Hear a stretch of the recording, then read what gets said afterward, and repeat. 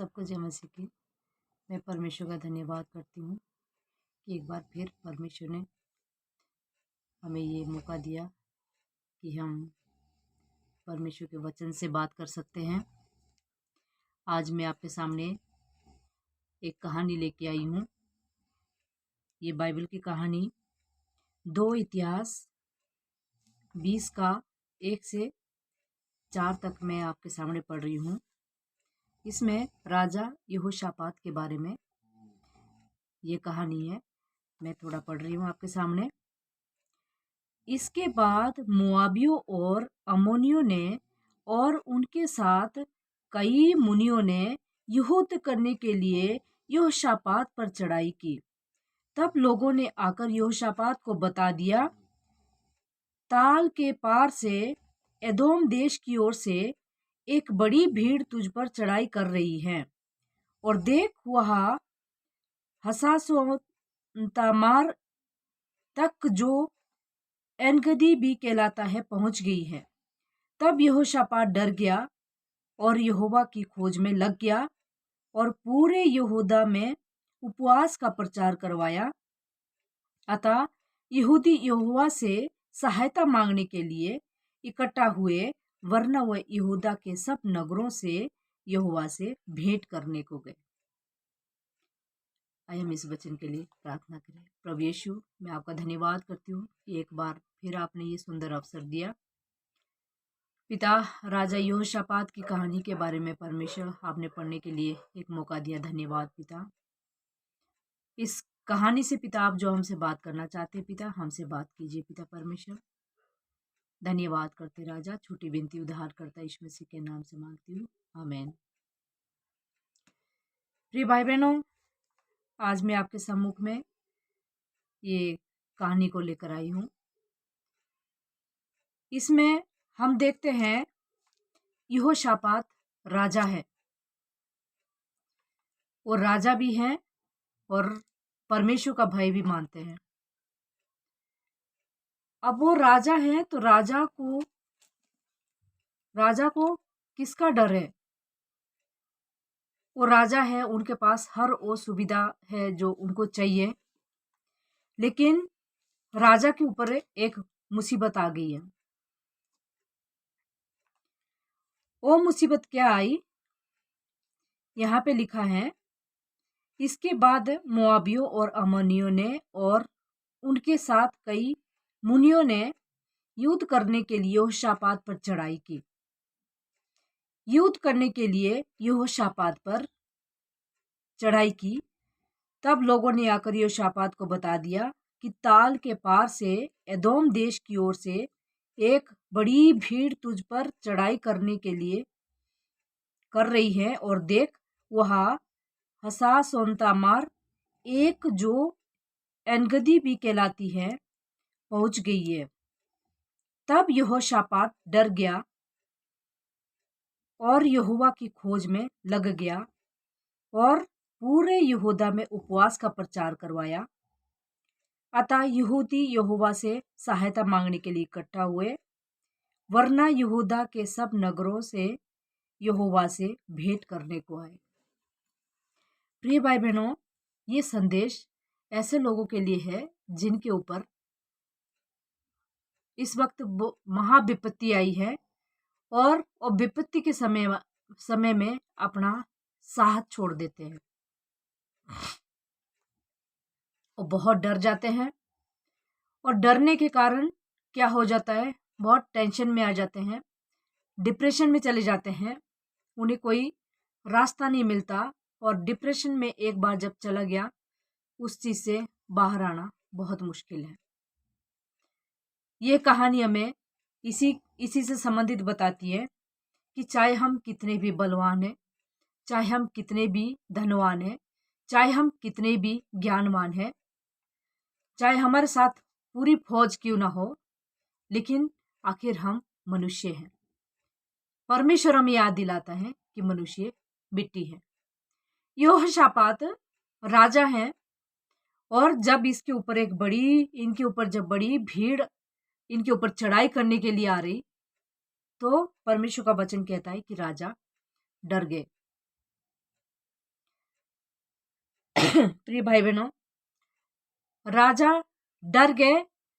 डर के कारण, क्योंकि ये परमेश्वर का भय मानते हैं, परमेश्वर का भय मानने के कारण राजा ने जो पहला काम किया, यह परमेश्वर का वचन हमसे कहता है,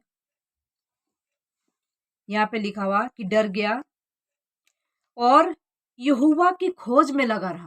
प्रिय भाई बहनों, क्या आज आप दुख में हैं? क्या आपके ऊपर एक बड़ा संकट आया है? तो ये वचन आज आपके लिए है। राजा योशापात जब ऐसी चढ़ाई के बारे में सुना, वो डर गए। और इन्होंने पहला काम, जब हमारे ऊपर कोई भय छा जाता है, हमारे ऊपर कोई डर आ जाता है, हम तुरंत जो है सबसे पहले तो अपने अपने खास हमारे अजीज होते हैं उनके पास बात शेयर करते हैं, या अपनी मम्मी जो हमारी सहेली होती है, सहेली की तरह होती है, मम्मी से शेयर कर देंगे, आस पड़ोस से कर देंगे, अपने फ्रेंड से शेयर कर देंगे। मतलब जितनी भी हमारी ताकत है, हम पूरी ताकत लगा देते हैं। लास्ट में मालूम नहीं कौन सा नंबर जो है परमेश्वर का आता है। लेकिन यहोशापात की कहानी से हम सीखते हैं, जैसे ही उनके ऊपर मुसीबत आती है, उनको डर लगता है। हम मनुष्य हैं तो डर लगना स्वाभाविक है। यदि कोई मुसीबत हमारे ऊपर आ गई है और हमें डर नहीं लग रहा है, इसका मतलब ये है कि हम थोड़े मंद, अब नॉर्मल है, हम थोड़ा सा माइंड से हैं। यदि हम मनुष्य हैं तो डर आना स्वाभाविक है। परमेश्वर जानते हैं कि मनुष्य मिट्टी ही है। बहुत सारे लोग बोलते हैं हमें सब कुछ आता है, हम सब कुछ जानते हैं। प्रिय भाई बहनों, यदि हमें सब कुछ आता है तो जब भूकंप आते हैं, और भूकंप से कितने सारे घर गिर जाते हैं, कितनी सारी तबाही मच जाती है, उस भूकंप को कंट्रोल क्यों नहीं कर सकते? अभी बारिशें हुई, कितने सारे लोगों के घर गिर गए, उन घरों पे वो कंट्रोल क्यों नहीं कर सके? अभी कोरोना महामारी फैली, इसके दौरान कितने सारे लोगों की जान चली गई, उस कोरोना पे काबू क्यों नहीं पा पाए? प्रिय भाई बहनों, परमेश्वर जानता है कि हम मिट्टी ही हैं। जब हम इन चीजों के ऊपर कंट्रोल नहीं कर सकते, इसका मतलब परमेश्वर सामर्थ्य, इसका मतलब परमेश्वर कोई है। परमेश्वर के हाथ में ये सब कुछ कंट्रोल है। प्रिय भाई बहनों, इस कहानी से हम क्या सीखते हैं कि जैसे ही यहोशापात को डर लगता है, सबसे पहला काम यहोशापात ने किया कि उन्होंने परमेश्वर को खोजा। पहला काम उन्होंने किया, हमारी जो बाइबल है ये हमें बताती है, पहला काम उन्होंने किया परमेश्वर को खोजा। दूसरा काम उन्होंने किया, पूरे यहूदा में उपवास का प्रचार किया। प्रिय भाई बहनों, हमारे अपने लोग, क्या हमने इस तरह के लोग तैयार किए हैं?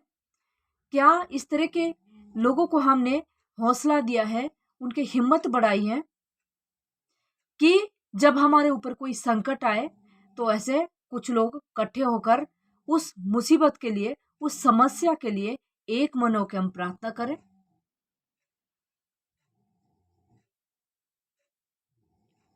क्या हमने ऐसा किया है? राजा योशापात ने हमें ये साफ बताते हैं, उन्होंने ऐसा भी किया था। उन्होंने कुछ लोग तैयार किए थे कि वो उनके साथ संकट के दिन में वो खड़े होते थे। और यहाँ पे परमेश्वर का वचन कहता है कि नगरों से यहोवा से भेंट करने के लिए, परमेश्वर से भेंट करने के लिए वो इकट्ठे हुए। इकट्ठे होने के बाद उन्होंने अपनी प्रॉब्लम को विस्तार से परमेश्वर को, अगर आप इस कहानी को पढ़ेंगे तो इसमें साफ लिखा है आगे। यहाँ पे मैं थोड़ी सी बात मुझे अच्छी लगती है, यहाँ पे 9 में लिखा हुआ है, यदि तलवार या मरी अथवा अकाल या और कोई विपत्ति हम पर पड़े तो भी हम इसी भवन के सामने और तेरे सामने, तेरा नाम तो इसी भवन में बसा है, खड़े होकर अपने कलेश के कारण तेरी दुहाई देंगे और तू सुनकर बचाएगा। हालेलुया। तू हमें बचाएगा। हम इसी भवन में इकट्ठे होकर हम तेरी स्तुति आराधना करेंगे और तू हमारी प्रार्थना को सुनेगा, हमारी दुहाई को सुनेगा और तू सुनकर हमें बचाएगा। हालेलुया। हमें जो है विश्वास होना चाहिए और हमारे पास जो है विश्वास करने वाले कुछ लोग भी होने चाहिए कि ऐसे किसी के ऊपर कोई विपत्ति आ रही है, कोई परेशानी आ रही है, कोई तकलीफ आ रही है, तो हम उनको हौसला दे सके, एक मन होकर प्रार्थना कर सके। प्रिय भाई बहनों, यहोशापात ने पहला काम यही किया। वो इधर उधर कहीं दूसरों से हम सहायता मांगने के लिए नहीं गए। प्रिय भाई बहनों, ऐसे समय में जब हम तकलीफ में होते हैं, जब हम मुसीबत में होते हैं, यदि हम सहायता मांगने के लिए जाएंगे भी तो कई तो जानबूझकर भी मना करेंगे। कई लोग हमारी मदद करना भी चाहते होंगे, लेकिन ऐसे एन वक्त पे वो हमारे लिए कुछ भी नहीं कर सकते। उनकी परिस्थिति कुछ ऐसी होगी। तो हमारा जो है पहला सहारा हमारा परमेश्वर है। प्रिय भाई बहनों, यदि आप ऐसी मुसीबत से गुजर रहे हैं, ऐसी कोई अचानक से आपके ऊपर कोई मुसीबत आ गई है, अचानक से आपके ऊपर कोई समस्या आ गई है, तो हमारा पहला काम है कि हम परमेश्वर की हजूरी में आए। पहला काम है परमेश्वर की हजूरी में आए, प्रभु की ओर देखे, प्रभु की ओर ताके। हमारी सहायता कहाँ से आएगी? हमारी सहायता, मैं अपनी आंखें पर्वतों की ओर उठाऊंगा, मेरी सहायता मुझे परमेश्वर की ओर से मिलती है। हालेलुया। दूसरा, उन्होंने उपवास का दिन ठहराया। उन्होंने प्रभु की ओर देखा, अपने अजीजों को इकट्ठा किया और उपवास किया। और एक उन्होंने खास बात क्या की, अगर आप इस कहानी में पढ़ते हैं, आप परमेश्वर से कितने समय से हैं, तब से लेकर अभी तक परमेश्वर ने आपके जीवन में क्या किया है, क्या आपने इसका डायरी मेंटेन किया है कि नहीं? जब से आपने उद्धार पाया और अब तक परमेश्वर ने आपके जीवन में क्या क्या किया, कैसे कैसे उतार चढ़ाव आपके जीवन में आए हैं, क्या वो चीज आपको याद है कि नहीं है? उस चीज को हम जरूर देखें कि इस समय में जब से हमने प्रभु से उद्धार पाया और अभी तक हमारे ऊपर क्या क्या परेशानी आई, क्या क्या मुसीबत आई, तकलीफें हैं, क्या क्या आंधी तूफान हमारे जीवन में आए, क्या क्या संकट हमारे जीवन में आए, और हमने परमेश्वर से प्रार्थना किया और परमेश्वर ने किस तरह से हमें छुड़ाया। प्रिय भाई बहनों, वो देखना भी बहुत जरूरी है। क्या हमने इसका रिकॉर्ड रखा है? यदि हमने नहीं रखा है, वो रखना जरूरी है। और किस तरह से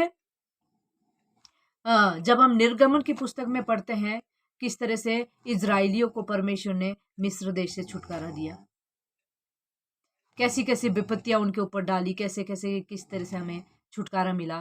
प्रिय भाई बहनों, ये सब पीछे देखना जरूरी है कि परमेश्वर ने कैसे कैसे हमें वहां से लेकर यहाँ तक पहुंचाया है। और सबसे अच्छा उदाहरण हमारे पास ये है कि ये प्रॉब्लम किसकी वजह से हमारे ऊपर आई है। वो भी परमेश्वर के लोग हैं। जिनकी वजह से समस्या आई है, उनको भी प्रभु ने बनाया है। यदि हम प्रेरितों के काम में देखेंगे, पौलुस के बारे में यदि हम देखेंगे, तो पौलुस पहले शाऊल थे, और जब वो शाऊल थे तो उन्होंने लोगों को कितना सताया।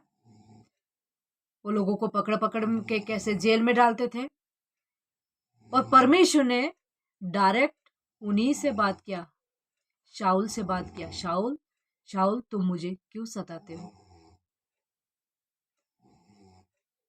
जैसे ही उन्होंने ये बात उनसे कही, शाऊल जो है उनकी आंखें अंधी हो गई और 3 दिन तक वो देख नहीं सके। और किस तरह से शाऊल से पौलुस में बदल गए।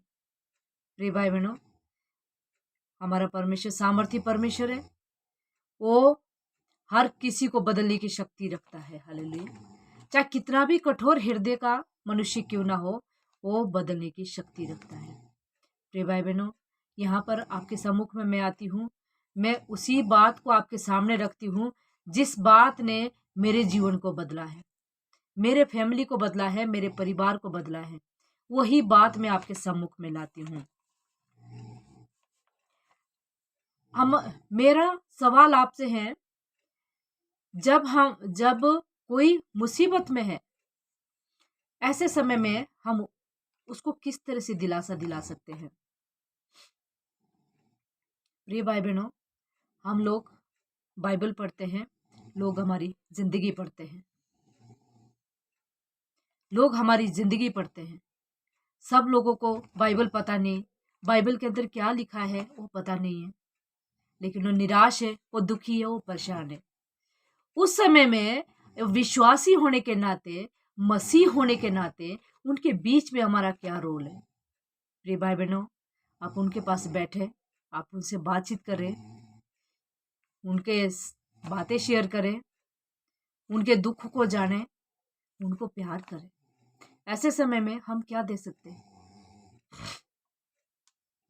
लेकिन जो परमेश्वर के वचन ने, हमारा इसमें खास रोल है, खास करके हम मसीह भाई बहनों का खास रोल है गिरे हुए को संभालने का।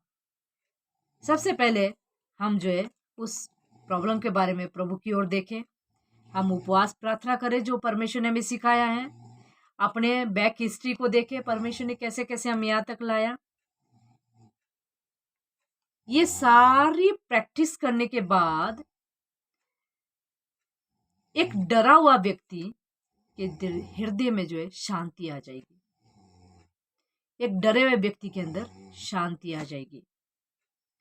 लास्ट में परमेश्वर हमसे बात करता है कि डरो मत, युद्ध हमारा नहीं है, युद्ध परमेश्वर का है। हालेलुया।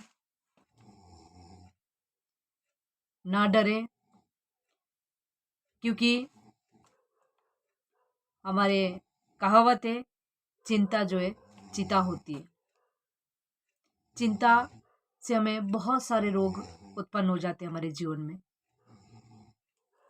इसलिए परमेश्वर का वचन हमें टाइम टाइम से याद करना चाहिए। परमेश्वर का वचन हमें उत्साहित करता है और हमारे जीवन में नई नई आशा उत्पन्न करता है। प्रिय भाई बहनों, बहुत सारे लोगों के पास आशा नहीं है, लेकिन हम खुश नसीब है, हमारे पास आशा है, हमारे पास आशा है। जीवित परमेश्वर हमारे पास है। जीवित परमेश्वर जब हमें उत्साहित करते हैं तो हमें जीने की एक नई उम्मीद जाग जाती है। प्रिय भाई बहनों, मैं विश्वास करती हूँ कि आपका जो दुख में है, जो परेशानी में, जो अंधकार में पड़े हैं, आपको रास्ता नहीं मिल रहा है, आप जरूर ये चीज आप अप्लाई करें। मैंने अपने जीवन में किया है और परमेश्वर ने मुझे बहुत शांति दिया है। हमारा पहला काम इधर उधर ताकना नहीं है, हमारा काम जो है, पहला काम है प्रार्थना करना है। हमने अपने बचाव को परमेश्वर की ओर ताकना है, हमारा बचाव परमेश्वर की ओर से होना चाहिए। हमें चुपचाप से खड़ा होकर प्रार्थना करनी चाहिए, इंतजार करना चाहिए।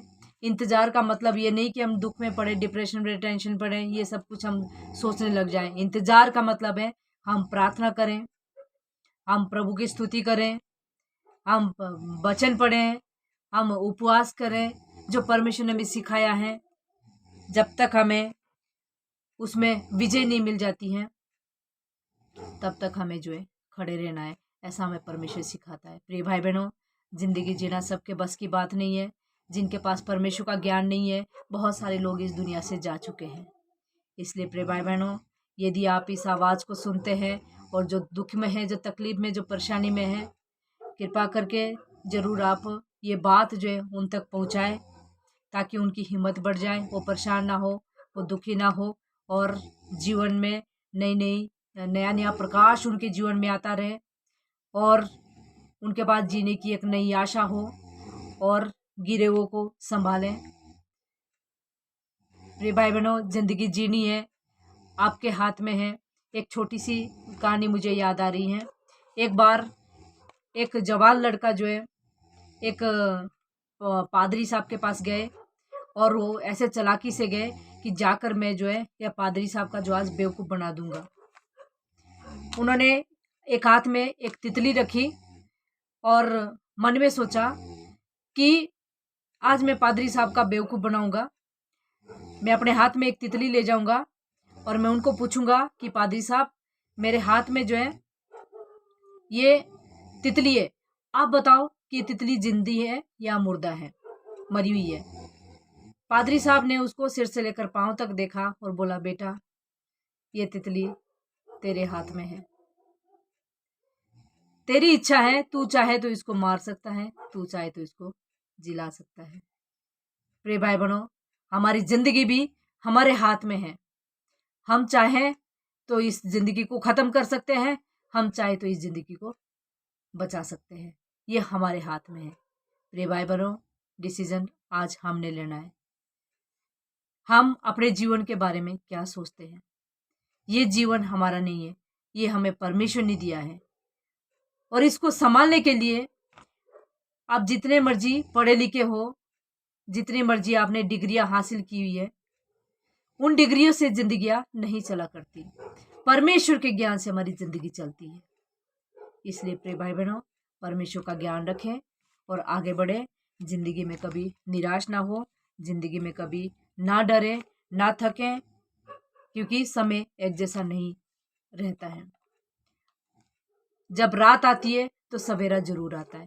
उस सवेरे का हमें इंतजार जरूर करना है और इंतजार के समय में हमें डिप्रेशन में नहीं बैठना है। इंतजार के समय में हमने जो हमें परमेश्वर ने हमें सिखाया है, प्रभु यीशु ने जो हमें सिखाया है, हमने प्रार्थना करनी है, हमने उपवास करनी है, अपनी संगति बुलानी है, एक दूसरे को हौसला देना है, एक दूसरे की सहायता करनी है, एक दूसरे के साथ अपना दुख सुख शेयर करना है, ताकि हम सब मिलकर एक मन होके आगे बढ़ें। मैं धन्यवाद करती हूँ प्रभु का और आप सबका, जिन्होंने इस वचन को सुना है, और मैं विश्वास करती हूँ ये जरूर आपके जीवन में एक नई रोशनी लेके आएगा। प्रभु इस वचन को पढ़े और सुने जाने से आशीष और बरकत दे।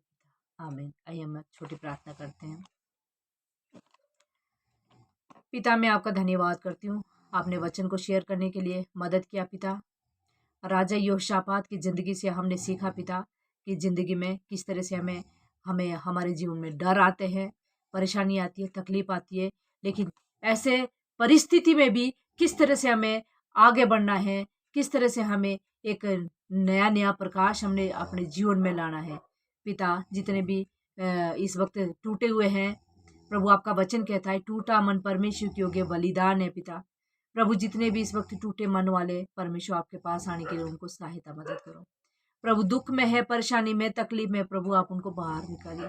कोई बड़ी बीमारी से पिता इस वक्त परेशान है, प्रभु आप उनको बाहर निकालिए।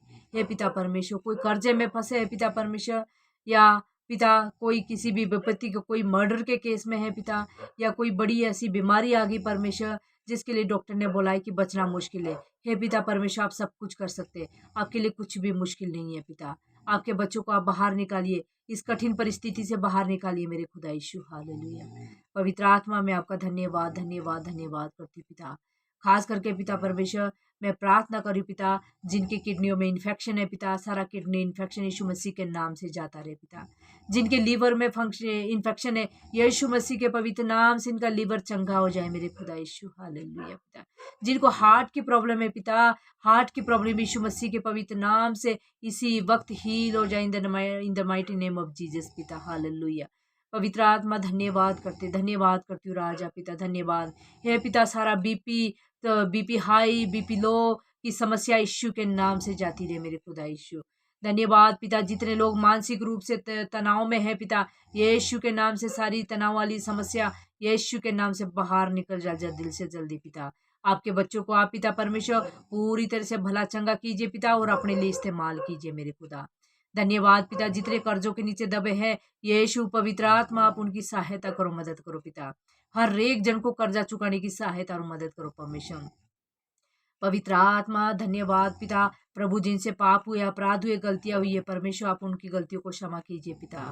धन्यवाद करते राजा पिता, धन्यवाद पिता। प्रभु जी, मैं आपका धन्यवाद करती हूँ पिता, आपके साथ समय बिताने के लिए मदद किया पिता। सुनने वाले कानों को आप आशीष कीजिए पिता। हमारी प्रार्थना को सुनने के लिए धन्यवाद। छोटी विनती उद्धार करता मसीह यीशु के नाम से मैं मांगती हूँ, आमीन। प्रभु आप सबको आशीष करे।